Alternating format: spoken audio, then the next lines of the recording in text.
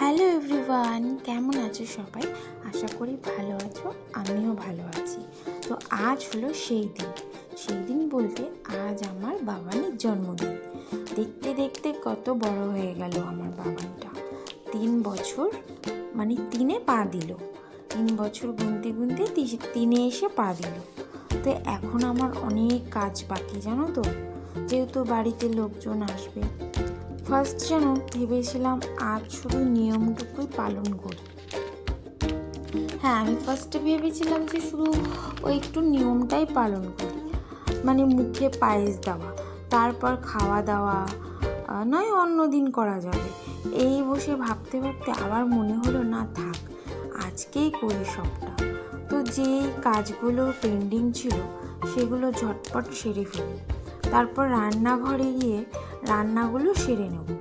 প্রথমত ঘুম থেকে উঠে ফ্রেশ হয়ে রনিকে তুলে দিলাম। তখন বাজে সকাল 6টা আর আমি উঠেছি 5টা। তার কারণ রনি স্কুল আছে মর্নিংয়ে, ওর স্কুল থাকে, তাই ওকে তাড়াতাড়ি রেডি করে আগে পাঠিয়ে দিলাম। ঠিক আছে, কিছুক্ষণ ওর সাথে আমি খেলছিলাম, ওকে তুলে খাইয়ে দিয়ে ওর সাথে খেলছিলাম। তারপর আমি কাজগুলো সেরে নিলাম 6টা পর। বাবান থাকলে আমার একটা কাজও হয় না, জানো তো। যাই হোক বন্ধুরা, অনেক কিছু আমি ক্যামেরা বন্দি করতে পারিনি, তার কারণ আমি প্রচণ্ড বিজি হয়ে পড়েছিলাম। ঠিক আছে, একা হাতে সব সামলানো, বুঝতেই পারছো, একা থাকে যেহেতু, তাই একাই সব কিছু করতে হয়। তার জন্য সরি, আমি আগেই সরি বলে দিচ্ছি। আর তার কারণ হলো আমি অনেক কিছুই ক্যামেরায় সব কিছু নিতে পারিনি। তারপর আমার সব রকম রান্না করতে হবে। ঠিক আছে, আমার রান্না করতে করতে একা হাতে সব রান্না করা, বুঝতেই পারছো।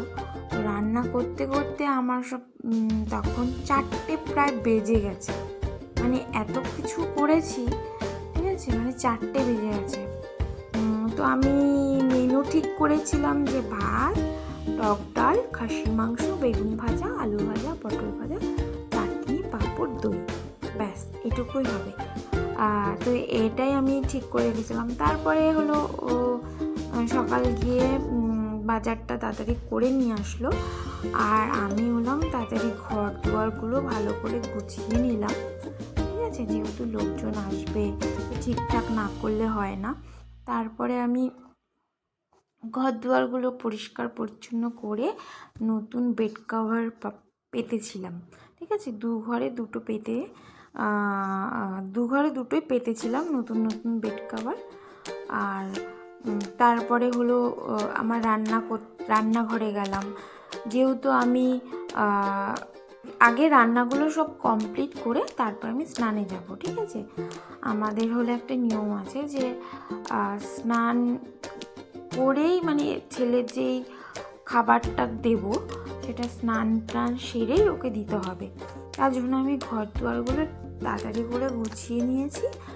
এরপরে আমি রান্নাটা কমপ্লিট করলাম। ঠিক আছে, মানে একা হাতে, বুঝতে পেরেছি, একা হাতে। আমি সত্যি কথা বলতে আমি কখনো এত লোকের আয়োজনে আমি এত কিছু করিনি, এই ফার্স্ট। বলে না ঠাকুর আছে, তো এত কিছু করেছি। তাও সেদিনকে হ্যাঁ, মানে লোকজন খেয়েও খুব ভালো বলেছে। আর আমার একটু মানে এত খাটনি হয়েছে, তারপরও আমি কোনো ক্লান্ত হইনি। কিন্তু পরের দিন হলো খুব লেগেছে, খুব টায়ার্ড হয়ে পড়েছিলাম। কিন্তু সেদিনকে আমি এত কিছু করেছি নিজের হাতে। ঠিক আছে, এত লোকের রান্না বাড়ি করা, সব কিছু নিজের হাতে, তারপর গোছগাছ করা, বাবানকে রেডি করানো, বাবানকে খাওয়ানো দাওয়ানো, অনেক কিছুই। ঠিক আছে, পুজো দেওয়া, সব কিছুই একা হাতে করা। তোমরা বুঝতেই পেরেছো যে একা হাতে করা কতটা টাফ। তো যাই হোক, আমি ঘর দুয়ারগুলো এই ঘর আর ওই ঘরটা গুছিয়ে নিয়েছি। ঠিক আছে, তারপরে হলো মানে দুপুরবেলা সব লোকজন বলতে আমি সেরকম কাউকেই সেরকম বলিনি, সব নিজেদের যে ওই শ্বশুর বাড়ি আর আমাদের বাড়ির লোকজনই, বাইরের বলতে কাউকে বলা হয়নি। ঠিক আছে। কারণ রনির জন্মদিনটা 5 বছর না হলে অত বড় করে আমরা করব না, যেহেতু ও এখনও ছোট, ঠিকঠাক বোঝে না, এর জন্য আমরা অত বড় করে কিছু করিনি, ঘরোয়াভাবে যেটুখানি দরকার সেটুখানি করেছি। তো আমি তারপরে এই ঘরটাও গুছিয়ে নিলাম, ঠিক আছে, যেই ঘরটায় আমার সব খেলনা পুতুল টুতুল থাকে, তো সেই ঘরটা আমি ঝটপট করে গুছিয়ে নিলাম। তারপরে হলো এটা গোছানোর পর আমি চলে গেলাম হলো টেবিল, তারপরে আমার যা যা আছে জিনিসপত্র সেগুলো একটু মুছে নিলাম ভালো করে। তারপরে কিছু জিনিস ছিল সেগুলো সরাতে হয়েছে, যেহেতু লোকজন আসবে তার জন্য। তো এই ঘরটা আমি কমপ্লিট করার পরে যে কটা কাজ ছিল আমি তাড়াতাড়ি করে সেরে তারপরে গেছি আমি রান্নাঘরে, কারণ বাবু যেহেতু স্কুল গেছে, ও স্কুল থেকে এলে আবার ওকে আমাকে খাওয়াতে হবে, ঠিক আছে, তার জন্য আমি তাড়াতাড়ি করে কাজগুলো সেরে নিচ্ছি। তো আমি তাড়াতাড়ি করে ঘরটা গুছিয়ে নিলাম, তারপরে চলে গেলাম রান্নাঘরে। তো রান্নাঘরে গিয়ে ছটপট রান্নাটাও করে নিলাম।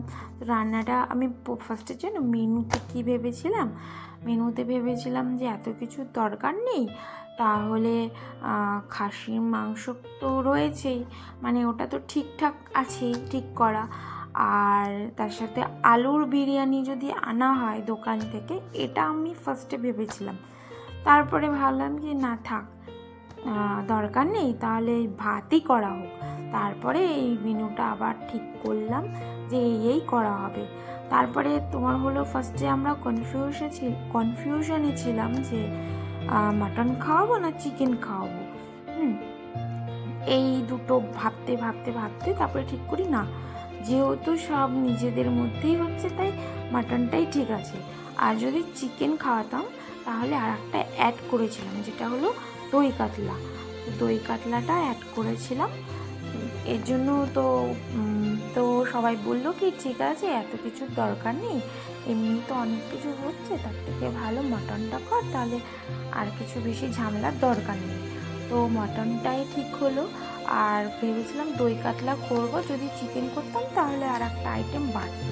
তো যাই হোক, তো সেটা হয়নি। তারপরে আমি ঘরটাকে গুছিয়ে নিয়ে পরে আমি চলে গেলাম সোজা রান্নাঘরে। তারপরে রান্নাগুলো কমপ্লিট করলাম। এখানে করেছি, যেহেতু বাবুকে 5 রকম ভাজা দিতে হবে আমাদের নিয়মের মধ্যে, ঠিক আছে, ওর জন্য করেছিলাম মানে 5 রকম ভাজা, যেরকম হলো ভাত ডাল তো আছেই, ঠিক আছে, মাংসও আছে, সেখানে ভাজাটা হলো বেগুন ভাজা, আলু ভাজা, পটল ভাজা আর ভেন্ডি ভাজা, ঠিক আছে, এই ভাজাগুলো করেছিলাম। তারপরে চাটনি, পাঁপড়, দই, এগুলো আছেই নর্মালি। তো এটা ছিল দুপুরের খাওয়া দাওয়া। মানে দুপুর বলতে আমার তো রান্না করতে করতে বিকেলই হয়ে গেছে, প্রায় 4টেই বেজে গেছে। তারপর হলো বিকেলবেলা, যেহেতু রান্নাবাড়ি আমার কমপ্লিট করা হলো, ঠিক আছে, আমার এখানে রান্না করতে করতে তোমরা বিশ্বাস করবে না, আমি এই ফার্স্ট আমি এতজনের রান্না করলাম, ঠিক আছে, কম বেশি অনেক ভালোই লোক এসেছিলো, তাও হয়েছিল, কিন্তু এত লোকের রান্না আমি এখনও অবধি করিনি, এই প্রথম করলাম। তারপরে আমার সব কিছু রান্নাবাড়ি কমপ্লিট করে আমি স্নান করে নিলাম ঝটপট, যেহেতু আমাকে বাবানের পায়েসটা রেডি করতে হবে, ঠিক আছে। তারপরে আমি স্নান করে ঠাকুর পুজোটা দিয়ে দিয়েছি।